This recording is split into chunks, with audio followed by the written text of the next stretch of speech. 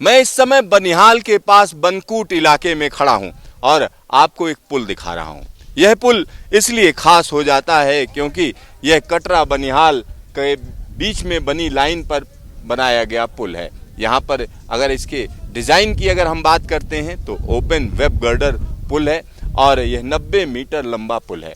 इस पर ट्रैक बिछाया जा चुका है और यह BLT ट्रैक है। तो यहाँ पर ट्रैक जो बिछाया गया है उसके बाद की तैयारियां चल रही हैं। साथ ही साथ यहाँ पर अगर हम देखें तो लगातार काम किया जा रहा है क्योंकि इस पुल की अगर हम बात करें तो ये काफ़ी महत्वपूर्ण हो जाता है। दोनों तरफ सुरंगें हैं और यहाँ जो पास में सुरंग है अगर हम इसकी बात करें, इसके बाद जो अगली सुरंग पड़ेगी वो हम कह सकते हैं कट एंड कवर है।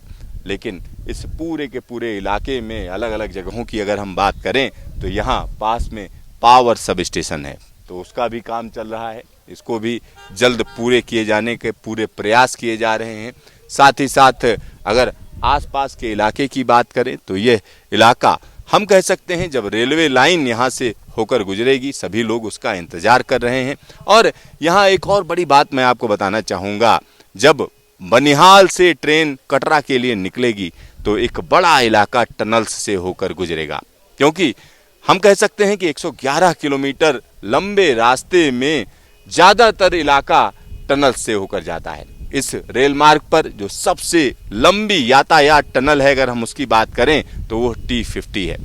पहले इसको T49 कहा जाता था लेकिन अब रीनंबरिंग की गई है और अब इसका नाम T50 हो चुका है। तो T50 की अगर हम बात करते हैं तो 12.75 किलोमीटर लंबी टनल है। इस तरह की लंबी लंबी टनल इस रेल मार्ग पर पड़ती हैं। तो यहाँ अब OHE का भी काम किया जा रहा है क्योंकि टनल्स के अंदर OHE की व्यवस्था की जा रही है। साथ ही साथ टेलीकॉम सिग्नलिंग का भी काम चल रहा है और यहाँ पर पूरी कोशिश की जा रही है कि बनिहाल से लेकर सुंबड़ तक के इलाके को रेलवे की आवाजाही के लिए खोल दिया जाए।